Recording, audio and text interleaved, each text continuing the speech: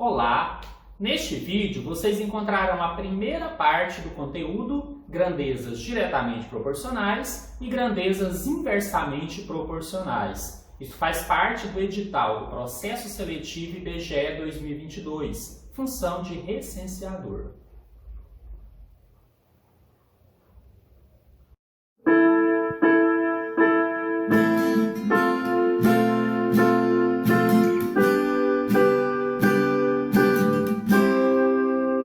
Vamos começar a entender o que são grandezas diretamente proporcionais e grandezas inversamente proporcionais, que está exatamente no edital. Antes, eu queria explicar que eu dividirei esse conteúdo em 3 vídeos. Neste primeiro, eu vou explicar um pouco dessa teoria e uma das aplicações possíveis. No segundo vídeo, eu vou fazer aplicações de outra parte que também seria possível cair no processo seletivo. E finalmente teremos um terceiro vídeo exclusivamente com resolução de questões da FGV sobre esses assuntos. Bom, para entendermos o que são grandezas diretamente proporcionais e grandezas inversamente proporcionais, primeiro precisamos entender o que são grandezas. Uma das definições possíveis nos diz que podemos considerar como grandezas coisas que podem assumir valores numéricos que representem quantidade. Isso vai ficar melhor entendido agora que eu vou colocar alguns exemplos disso para vocês. Vamos entender cada um deles. Na letra A, diz que quantidade de gasolina gasta por um veículo em um percurso é grandeza. Sim, ele é grandeza por quê? É possível a gente relacionar essa quantidade com o valor numérico. Então, quando a gente fala que vai gastar 20 litros de gasolina, 5 litros, 7 litros e meio, para fazer um certo percurso, estamos assumindo que isto será um valor numérico, que vai representar exatamente a quantidade de gasolina. Isso está dentro do conceito de grandezas. Olha só o segundo. Espaço percorrido por um veículo. Então, o veículo percorreu 2 km, 20 km ou tantos metros e assim por diante. Estamos assumindo valores numéricos para isso. Então, também é exemplo de grandeza, mais algumas. Velocidade constante de um ônibus durante a viagem. Velocidade 60 km por hora, 75 km por hora. Tempo gasto para realizar uma tarefa, tantos minutos, 1 hora e meia e assim por diante. Horas diárias de trabalho. Alguém trabalhou por 8 horas, durante cada dia ou durante 6 horas e assim por diante. Quantidade de objetos fabricados. Olha, alguém consegue fabricar 20 objetos num certo tempo, ou consegue fabricar 15. Valor gasto ou recebido com determinado produto. Então, um produto custou R$10, R$15. O que vocês vão perceber de comum em todos esses exemplos? Foi possível colocar valores numéricos, representando quantidade, em todos eles. E por que eu fiz questão de fazer isso daqui? Porque quando você pegar uma questão de concurso, você vai ter que identificar isso dentro dele. É parte da interpretação. Então é importantíssimo você ter claramente definido o que são grandezas. E resumidamente é isso. Se você perceber dentro de uma questão que foi assumido algum valor numérico que representa a quantidade, ou que poderá ser assumido, isso poderia sim, dentro da questão, ser um caso de grandeza. Só que é muito comum a gente ter que relacionar mais de uma grandeza, o que acontece em geral nas questões. E aí 2 ou mais grandezas podem ser consideradas ou diretamente ou inversamente proporcionais. Vamos entender isso melhor. Vamos falar primeiro das grandezas diretamente proporcionais, que são aquelas que, quando eu aumento ou diminuo uma delas, a outra ou as outras também aumentam ou diminuem. A partir de agora eu vou falar sempre de 2 em 2, porque mesmo quando houver mais, via de regra a gente vai comparar sempre 2 a 2, tá bom? Então vamos dizer que 2 grandezas são diretamente proporcionais, quando um aumenta, provoca na outra também um aumento, de forma proporcional. Vamos pegar aqui alguns exemplos para ficar ainda melhor. Quantidade de gasolina gasta e espaço percorrido por um veículo. A gente vai usar um pouco de uma lógica aqui. Quando a gente vai percorrer um espaço maior, nós vamos gastar mais ou menos gasolina? A gente entende que a gente vai gastar mais. Então, quando o espaço a ser percorrido é maior, nós gastaremos mais gasolina. Quando um aumenta, o outro também aumenta. Grandezas diretamente proporcionais. Só para não ter dúvida, e se eu percorrer um espaço menor? A quantidade também diminui, continua sendo diretamente proporcional. Ou seja, o que acontece com uma, acontece também com a outra. Olha outro exemplo aqui. Horas diárias de trabalho e quantidade de objetos. Se eu tenho ali pessoas fazendo objetos, uma fábrica, por exemplo. Se eles trabalham mais horas durante o dia, ele vai conseguir fazer mais ou menos objetos? Ele vai conseguir fazer mais. Então, o aumento nas horas diárias provoca um aumento na quantidade de objetos fabricados. Por isso, também são diretamente proporcionais. Mais um exemplo, para não ter dúvida. Quantidade de pessoas trabalhando e quantidade de produtos fabricados. Se eu tenho uma certa quantidade de pessoas ali trabalhando, vou fabricar também uma certa quantidade de produto. Se eu aumentar o número de pessoas, eu vou ter mais produtos fabricados. Também uma certa lógica. Aumentei a grandeza, a quantidade de pessoas, proporcionalmente a quantidade de produtos, a grandeza, a quantidade de produtos também aumentou. Então, coloquei aqui 3 exemplos de grandezas, se relacionando duas a duas, de forma diretamente proporcional.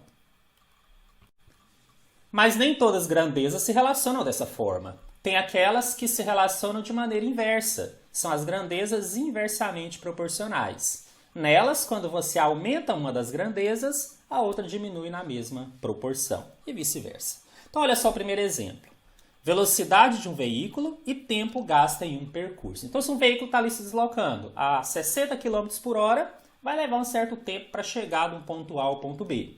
Se ele aumenta a velocidade, passando a 80, por exemplo, o que vai acontecer com o tempo que ele vai levar para chegar? Vai diminuir. Então, são duas grandezas muito típicas, inclusive em concursos, em que você aumentando uma delas, a outra diminui. Então, se eu aumento a velocidade do veículo, o tempo será menor. Obviamente, se eu diminuo a velocidade do veículo, o tempo gasto será maior. O importante é você entender, quando uma aumenta, a outra diminui. Mais um exemplo.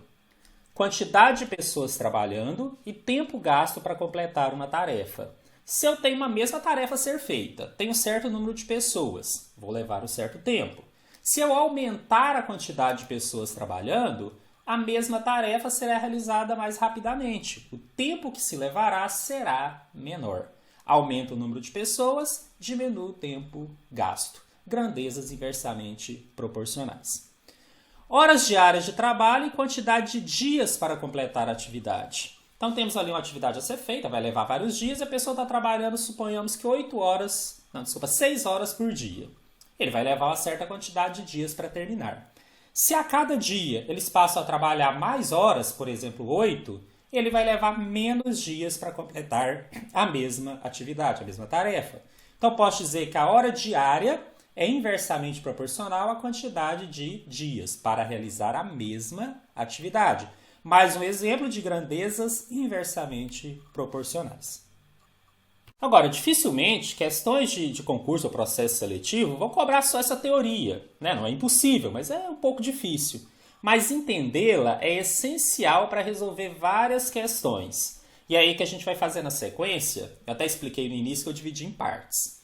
Essas grandezas se relacionando, elas podem gerar questões, via de regra, de razões e proporções ou de regras de 3. Então, neste vídeo, eu vou trabalhar a aplicação desse conceito, dessas grandezas, em razões e proporções. E aí depois teremos um segundo vídeo, onde nós trabalharemos isso dentro da regra de 3. E só para lembrar, eu falei no início, ainda teremos um terceiro vídeo apenas com questões da FGV. Começaremos então entendendo o que são razões. Posso dizer que razão é uma forma de comparar duas grandezas. E ela pode ser colocada em forma de uma divisão. Então, se eu escrevo A sobre B, naturalmente eu já estou criando uma razão. Estou comparando A com o B. Na verdade, eu posso dizer que para tantas unidades de A, eu terei tantas unidades de B. Há uma outra forma de escrever isso. Eu posso escrever A, B. E aqui esses termos recebem nomes. É bom vocês saberem, porque isso pode aparecer dentro do enunciado de uma questão. Esse termo que está em cima, a gente chama de antecedente. E o termo que fica aqui embaixo, a gente chama de consequente. Eu sei que em frações a gente chamava de numerador e denominador, até são. Mas tem esse termo próprio aqui dentro dessa matéria que é bom vocês saberem. E se tiver na outra notação, o primeiro é o antecedente e o segundo é o consequente. Até aí bem tranquilo, né? Então se eu colocasse aqui um exemplozinho bem rápido. Se eu colocasse, por exemplo, 3 sobre 5. Estou estabelecendo aqui uma razão. Para cada 3 unidades de um certo termo, eu terei 5 unidades do outro termo. Para ficar ainda mais claro isso para vocês, eu vou fazer uma questão aqui na sequência. Ela não é da banca FGV, como eu falei, vai ter um vídeo só para isso, mas são questões que poderiam muito bem estar no mesmo nível desse processo que vocês estão fazendo. Um outro detalhe, só para não deixar passar batida, é que a ordem aqui importa, tá? Então, se eu relaciono A como antecedente, B como consequente, eu não posso fazer o contrário. Então, em cada questão, fiquem atentos a esse detalhe. Num concurso público, 1.200 candidatos foram aprovados e 4.800 foram reprovados. Qual a razão entre o número de aprovados e o número total de candidatos que participaram do concurso? Gente, essa é uma questão bem simples, é só para a gente aquecer aí, começar a pegar o jeito nessa matéria, mas já tem que ter atenção. Então, quando ele pede uma certa razão, a primeira ressalva que eu faço é que a ordem importa. Então, se ele pede a razão entre o número de aprovados e o total de candidatos, eu não posso fazer a razão entre o total de candidatos e o número de aprovados, não fica certo. Tá? Esse é o primeiro detalhe. O outro detalhe é você ficar bem atento, porque às vezes o que ele pede não é exatamente aquilo que já está pronto. Então eu vou escrever aqui. Como ele quer a razão entre o número de aprovados e o número total de candidatos, eu vou descrever cada um separadamente. O que seria o número de aprovados? Esse o exercício forneceu. Ele está dizendo aqui que nesse concurso 1.200 candidatos foram aprovados. Então não tem dúvida, é o 1.200. Mas ele quer a razão entre ele e o número total de candidatos. E esse não está pronto. Isso aí é bem simples de achar, mas não está pronto. Então esse total de candidatos é a soma dos que foram aprovados com os que foram reprovados. Na verdade, nesse concurso, posso dizer que ao todo eram 6.000 candidatos. Agora, podemos fazer a razão entre eles. Então, a razão, que é o que o exercício pede, é a divisão entre o número de aprovados, 1.200, e o número total de candidatos, 6.000, nessa ordem, conforme foi pedido. E essa já seria, em teoria, a resposta. Só que vocês vão perceber aqui do lado que nós não temos essa alternativa 1.200 sobre 6.000. E eu já tinha alertado lá na nossa primeira aula que, em geral, quando você tem um resultado fracionário, é importante você simplificar. Né? Eu usei até aquele termo máximo divisor comum, que é o que a gente usa para deixar na menor fração possível. Aqui, gente, nessa parte da matéria, isso é essencial, porque a gente trabalha muito com essa lógica de fração, porque o próprio conceito de razão é isso. Agora, antes de sair achando o máximo divisor comum ou ficar simplificando, vamos usar aqui uma certa lógica. Eu tenho 2 zeros aqui em cima que eu posso trocar com 2 zeros embaixo. Já resumiria 12 sobre 60. Aí se eu fizer o máximo divisor comum, seria 12. Maior valor que tanto o numerador, que é o antecedente, quanto o denominador, que é o consequente, podem ser divididos. Então, na verdade, 12 por 12 dá 1 e 60 dividido por 12 dá 5. A nossa resposta encontra-se aqui na letra C, 1 para 5.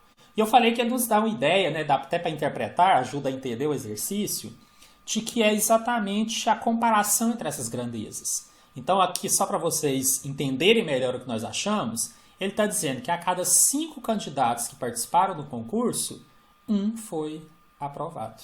Tá essa lógica que a razão vai nos trazer. E como eu disse, peguei um exemplo bem simples para a gente começar, mas que já nos mostra exatamente o que uma razão significa. Proporções.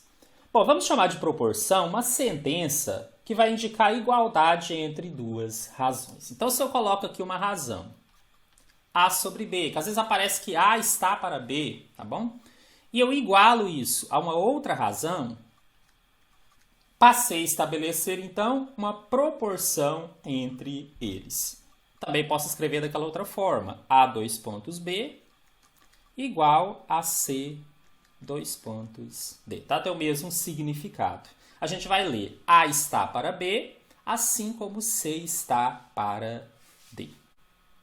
Só para exemplificar, vou colocar aqui uma proporção para vocês entenderem melhor.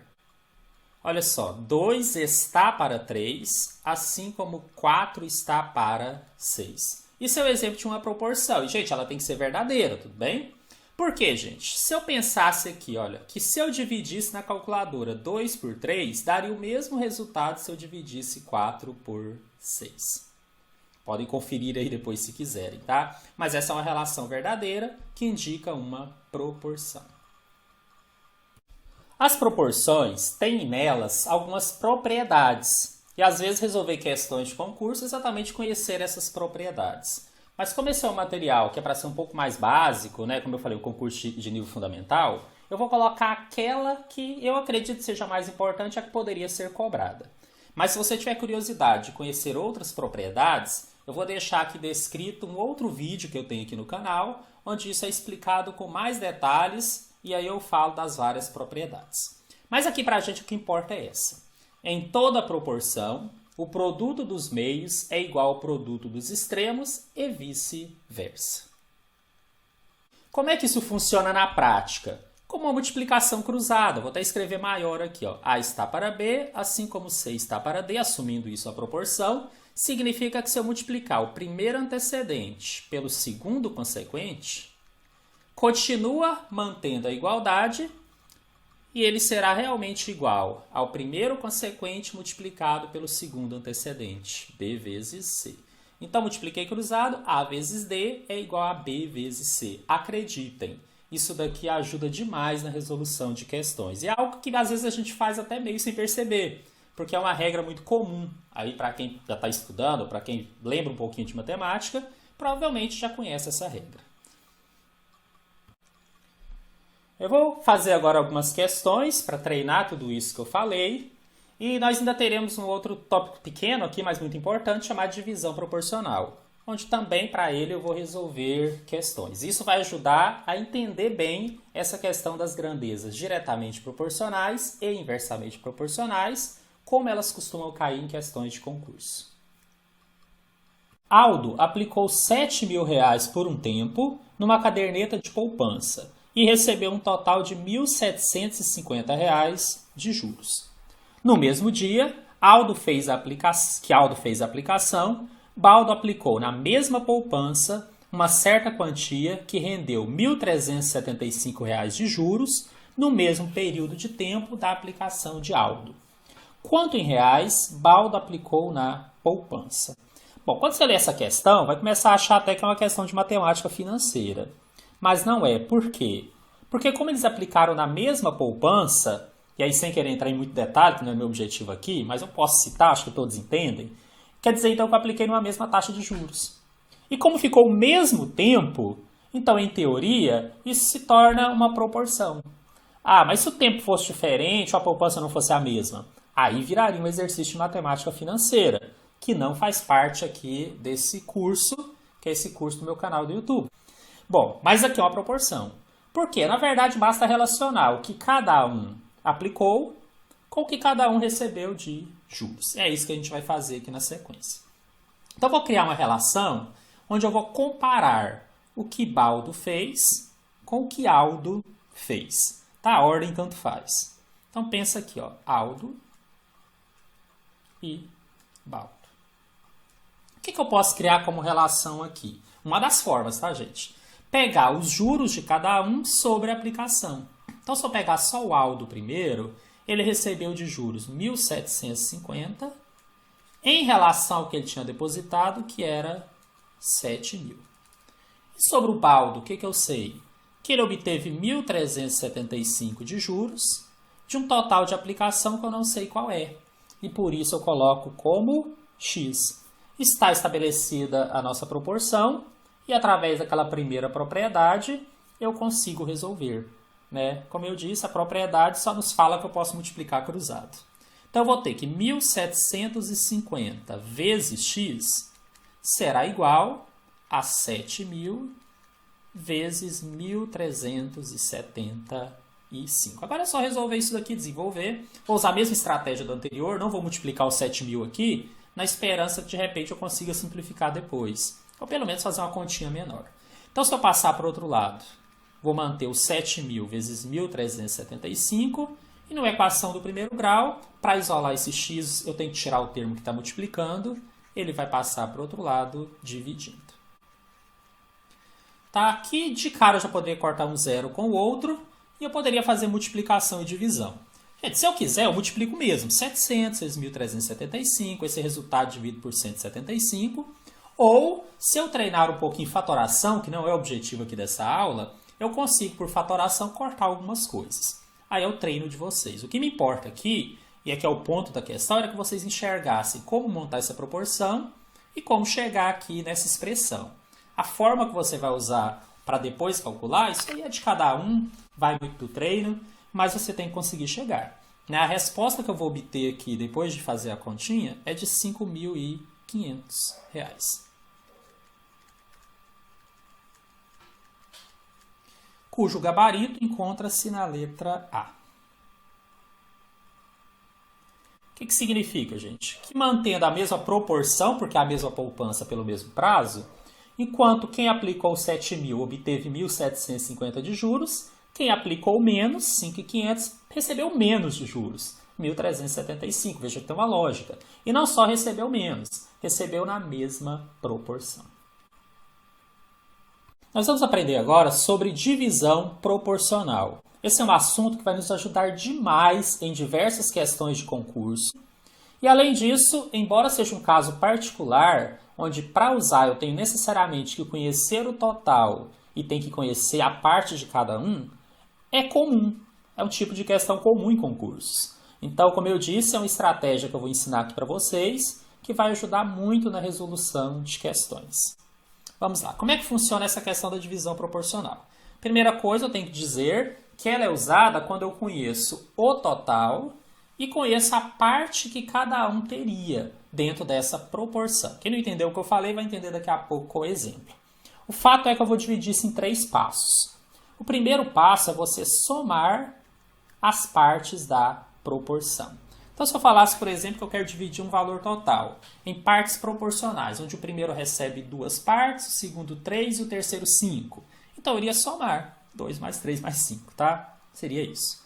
Depois, o segundo passo, eu ia dividir esse total que eu conheço pela soma dessas partes que eu obtive lá no passo 1.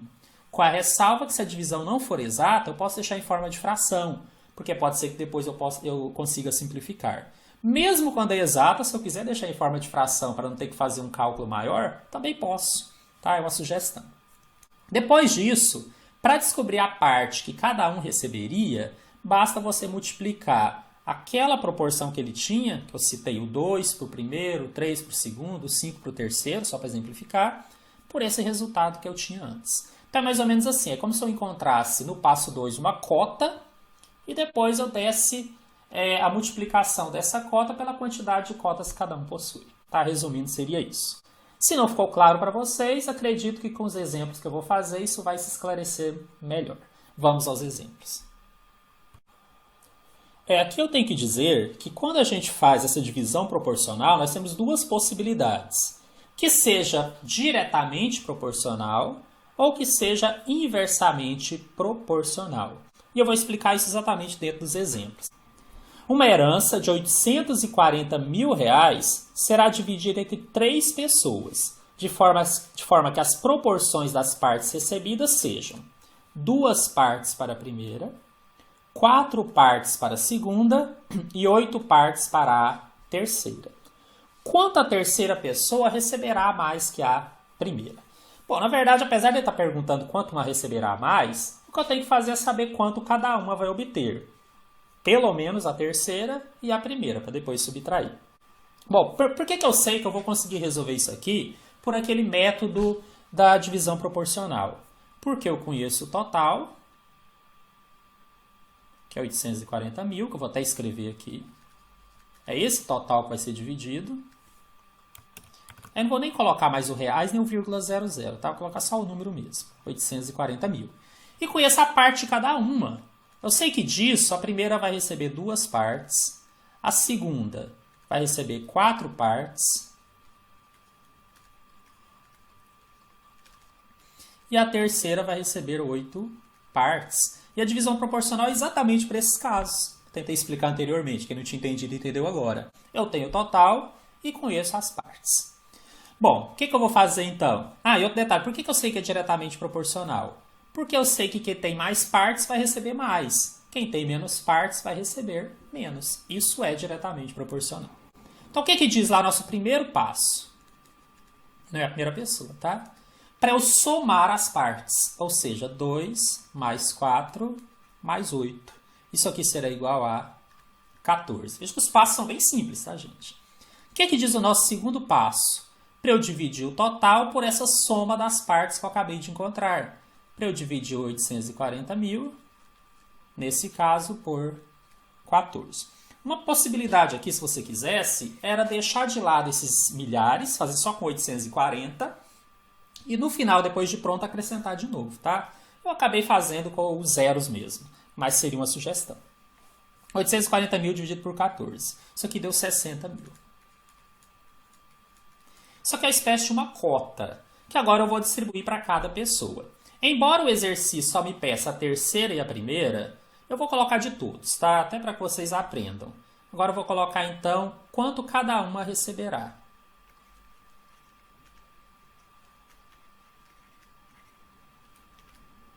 Esse é o terceiro passo, tá? Que aí eu vou descobrir, por exemplo, que eu faço multiplicando a parte pela cota. Bem simples mesmo. Quanto que a primeira receberá? Receberá 60 mil vezes a quantidade de partes que ela tem, que é 2. Ou seja, receberá 120 mil. 120 mil reais. Quanto que a segunda receberá? A cota, 60 mil, vezes a quantidade de partes que ela tem, que é 4. Receberá 240 mil. E quanto que a terceira receberá? 60 mil, vezes a quantidade de cotas que ela tem, que é 8, que dá 480 mil. Para resolver o exercício, gente, eu não precisava da segunda, porque ele perguntando quanto que a terceira recebeu a mais que a primeira. Ainda tem que ter cuidado, tá? Já não sair marcando, não terminou o exercício. Quanto que a terceira receberá mais que a primeira? Vou escrever aqui, terceira receberá a mais. É a diferença. Ou seja, se ela recebe 480 e a primeira recebeu 120, ela receberá 360 mil a mais. Aí sim é a resposta do exercício. Vou até destacar aqui. O gabarito, então, está na letra C. 360 mil reais. Então perceba que conhecer essas regrinhas da divisão proporcional facilita muito. Se eu fosse resolver esse exercício sem essa estratégia, eu ia ter que resolver pelas propriedades. Seria bem mais complicado.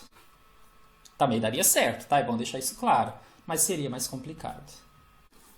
Embora eu tenha percebido aparecer com menor frequência, eu achei que o material ficaria incompleto se eu não pusesse esse item aqui. Estamos ainda dentro do estudo da divisão proporcional, só que eu quero fazer pelo menos um exemplo onde a lógica não é diretamente proporcional, ela é inversamente proporcional. Duas pessoas, A e B, trabalharam durante o mesmo período para fabricar e vender certo artigo por R$ 160. Se A chegou atrasado no trabalho 3 dias e B chegou atrasado 5 dias, quanto A deverá receber a mais que B para que a divisão seja feita de forma justa? Bom, gente, aqui de novo, nós temos um total que vai ser dividido em partes, mas tem um detalhe. Eu não posso considerar diretamente proporcional. Por quê?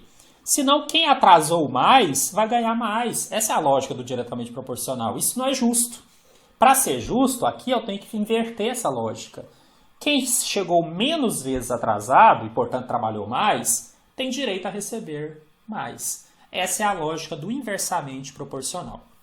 Mas e aí, como é que eu vou resolver quando for inversamente proporcional? A boa notícia que eu vou dar a vocês é que nós vamos usar aquela mesma lógica. da soma das partes, do total e depois das cotas. Só que nós vamos fazer uma pequena inversão na hora de fazer isso. E é uma inversão tranquila, vocês vão ver, mas que quem não soubesse não conseguiria chegar na resposta. Bom, essa inversão, essa diferença já ocorre aqui no primeiro passo. Então, vou escrever aqui o que é o total. 160. Nem precisaria do cifrão, mas agora eu coloquei e vou deixar.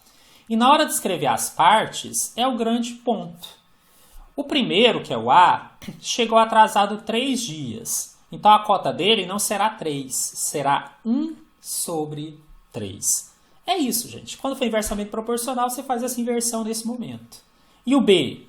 Ele chegou atrasado 5 dias. Ele não tem 5 cotas. Ele tem 1 sobre 5.